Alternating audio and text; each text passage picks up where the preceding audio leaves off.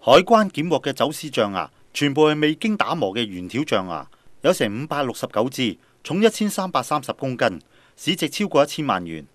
批象牙係用45個尼龍膠袋包住，再用一批葵花紙冚住作為掩飾。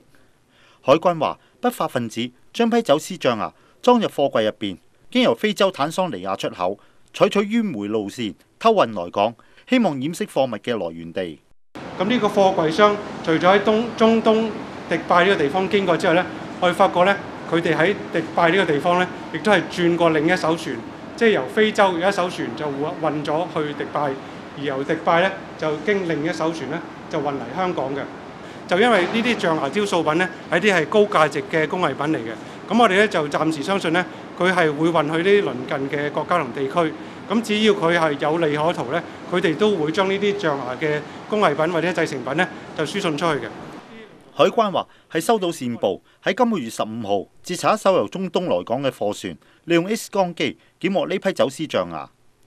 海關又話呢宗係海關連續2個月內第2宗檢獲嘅偷運象牙案，今年暫時有3宗，數字同過去2年相若，但佢相信香港未有趨勢成為象牙走私中轉站。